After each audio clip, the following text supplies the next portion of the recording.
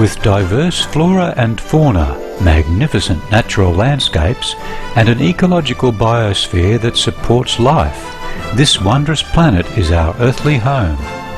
From our animal co-inhabitants to the lush rainforests and life-giving soil, we cherish all these as gifts from the Creator.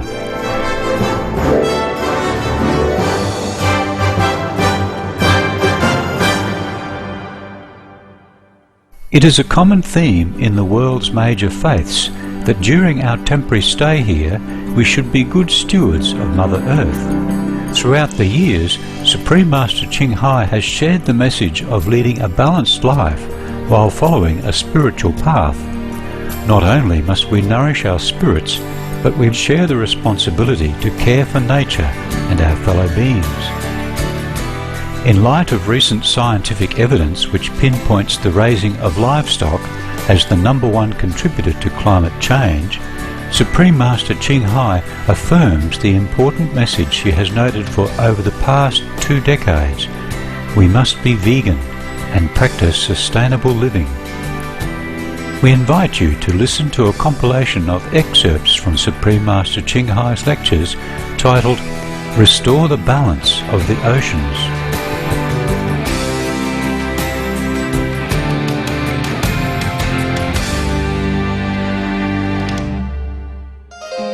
Supreme Master Ching Hai's lectures are not a complete meditation instruction. Please do not try alone.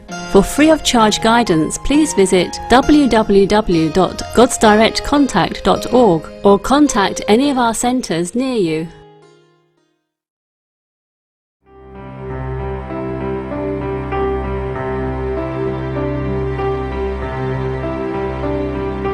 My question is, if more and more people give up meat eating but keep on eating fish only 1 or 2 times a week, with this, how much can it help to save our planet? And could you also tell us how we can more effectively advise people to stop fish eating? Thank you. It's already very good that they stop eating red meat and big animals' meat. It's already very good. You tell them that bravo, bravo, thank you very much, you are very brave, and I thank you, and the planet thank you, and many animals thank you. And after that, you give them a flyer. You gather all the information about the harm of fish eating, and you give it to them. You say, now, if you go one step further and no more fish eating, then you'll be perfect. You'll be my hero. Okay, good. Because fish eating also very depleting to planetary ecosystem. They have proven that the overfishing of sardine has resulted in many dead zones because they are there for some reason. They are there for maybe oxidizing the ocean, give life to some other kind of species, or cleaning the environment. Whatever the species that God has left on the planet, they have a work to do. The species have work to do. Just like human, we have work to do. Animals, they have work to do. Even little fish like sardine, they have work to do. It's just many humans are ignorant. They think it's just a little fish. They're helpless anyway, useless. No, they're not useless. So they think they're useless, so they fish them up and eat them. But they are very, very useful to our ecosystem and to the health of the planet, and consequently to the health of human and all beings on it. So you gather all these facts from Supreme Master Television or any internet or information you can find in the library or anywhere, and then you print it all on a flyer and you give it to the fish eater.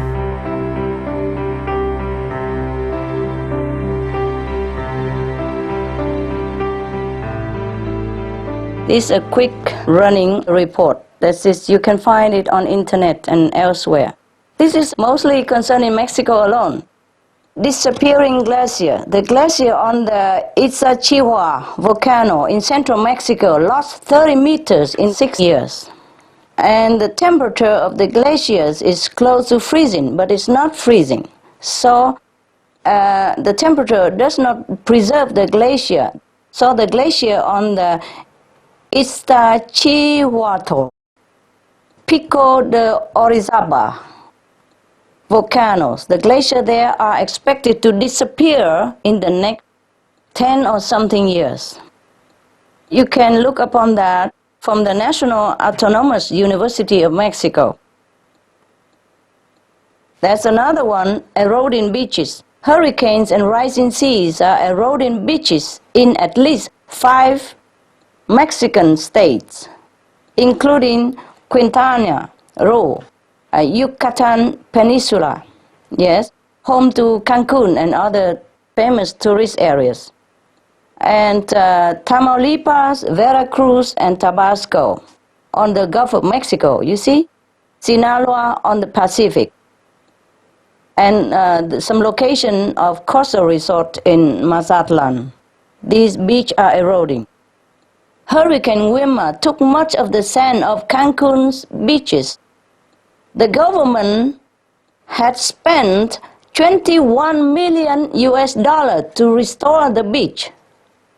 But much of these efforts were undone by the non-stop erosion. Not that we could even repair the damage. The eroding beaches threaten the tourism industry, which employs 2 million people and is Mexico's third greatest source of foreign exchange. A report of the sea level rise found that 46.2% of Mexico Gulf Coast is at risk of rising sea levels. Coastal lakes, marshlands, and agricultural areas most at risk across central and southern portions of the Mexican Gulf of Mexico. And in Mexico, we experience more frequent and stronger hurricanes in the Gulf of Mexico and Caribbean Sea. Power hurricanes have increased significantly in the past few decades. The U.S. National Center for Atmospheric Research have identified warming sea surface temperatures as the main cause and correlated the warmer seas with global warming.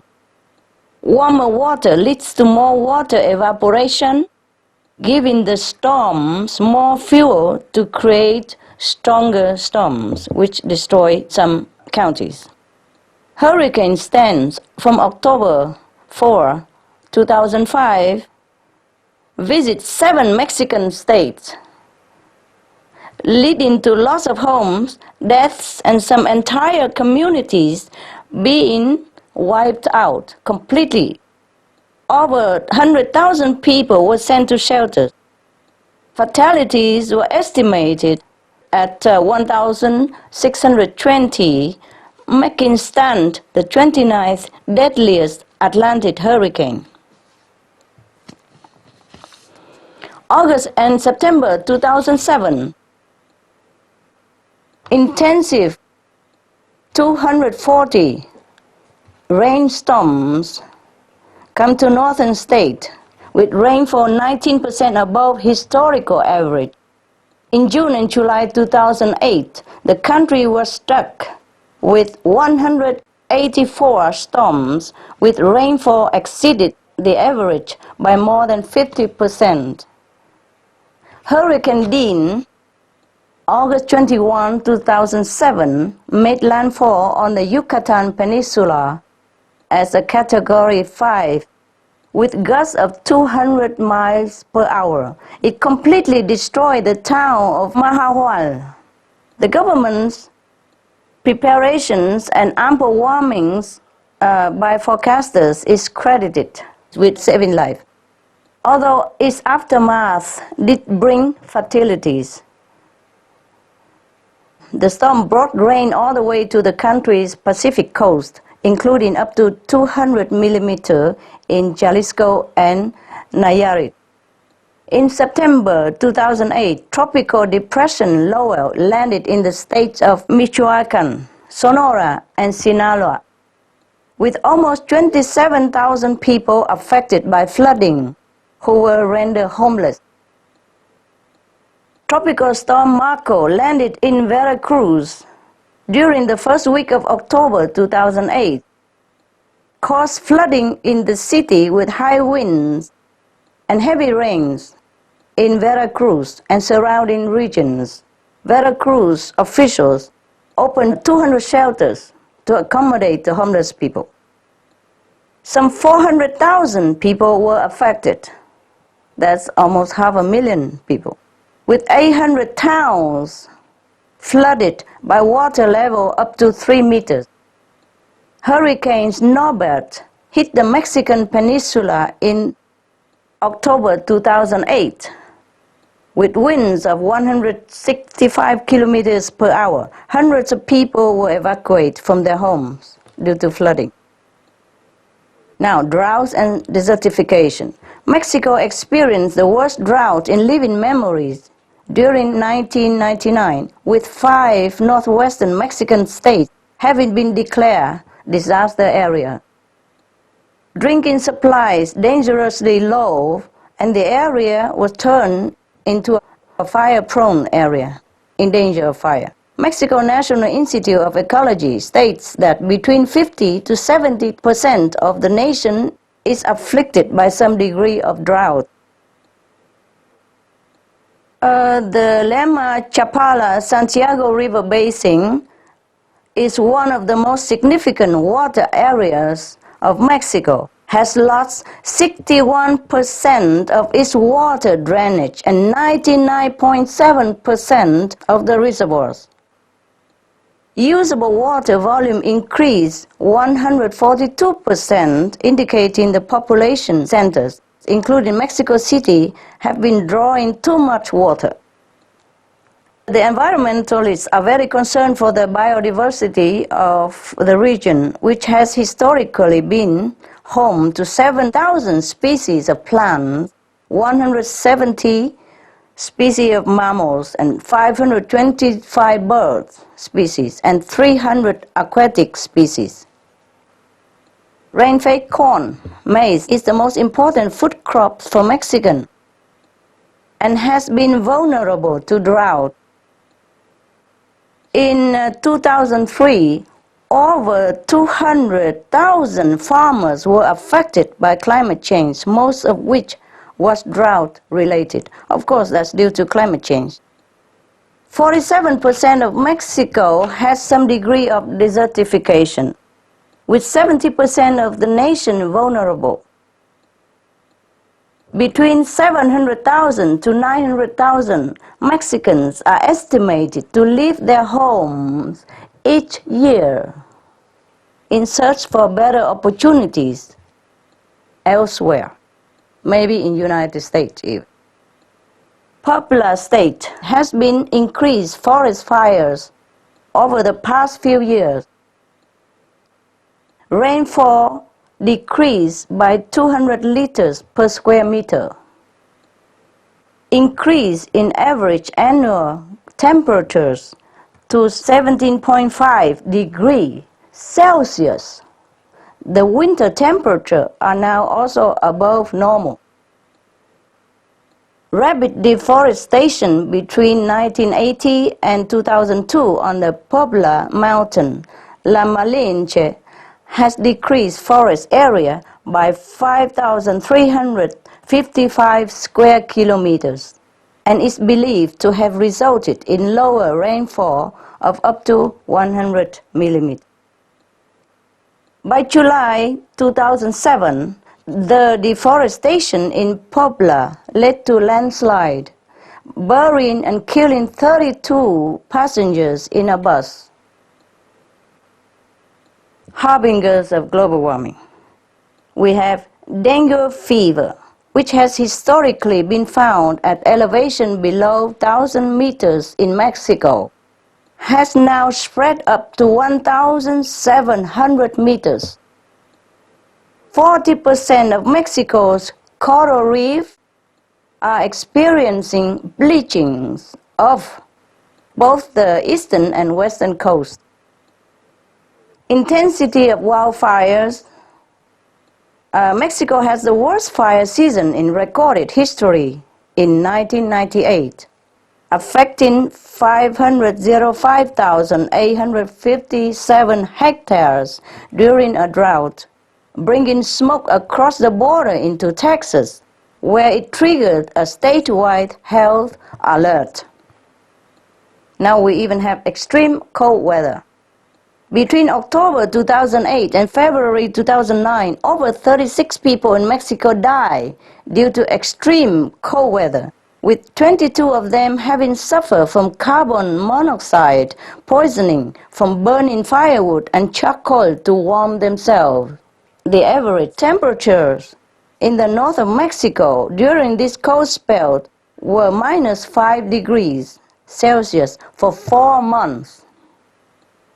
The Gulf of Mexico dead zone is created primarily by runoff from U.S. agriculture.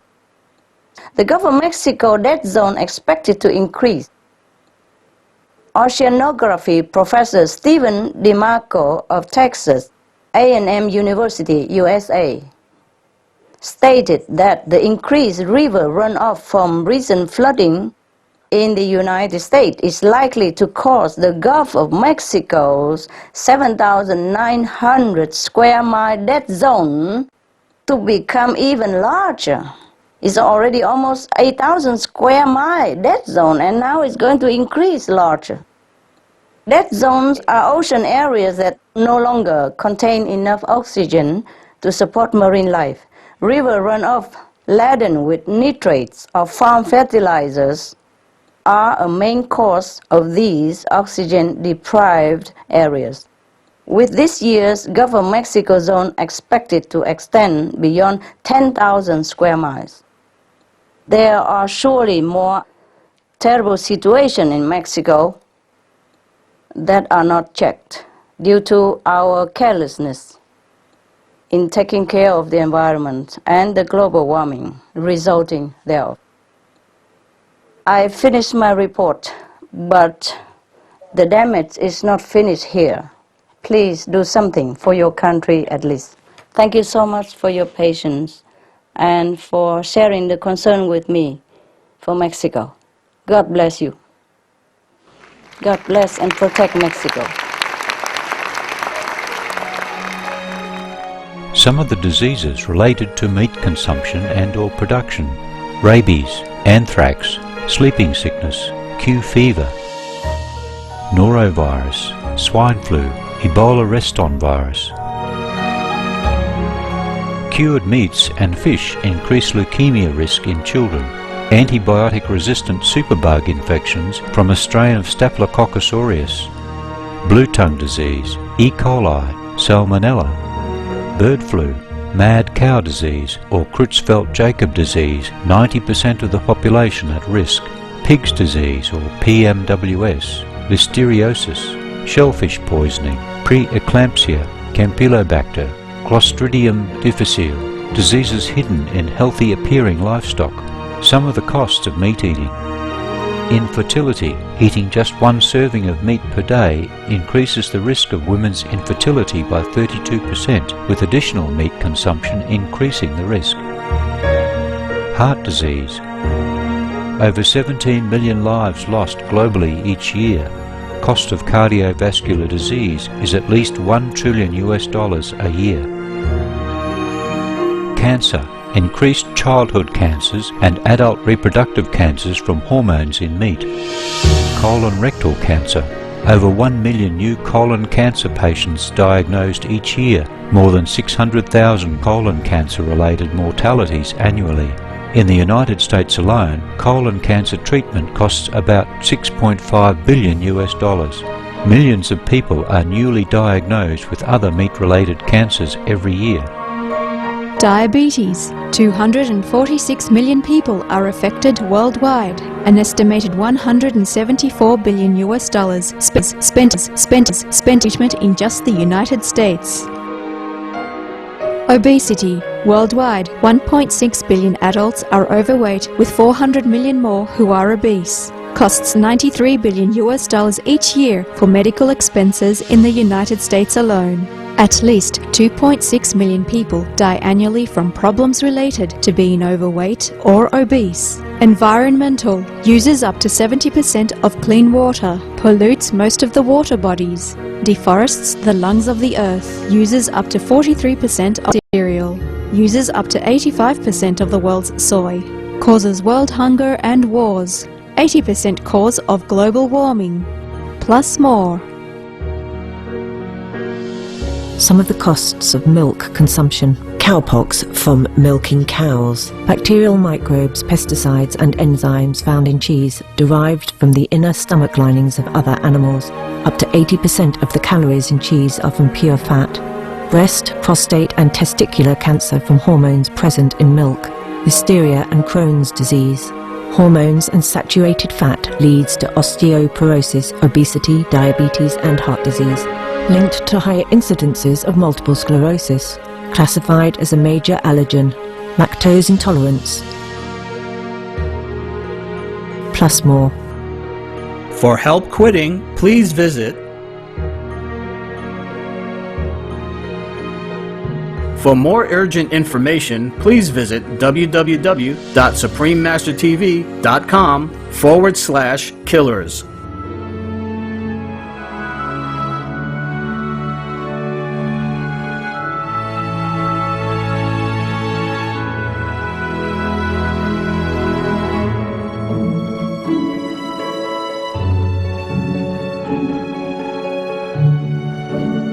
Eco-friendly viewers, we appreciate your company for today's episode of Between Master and Disciples here on Supreme Master Television.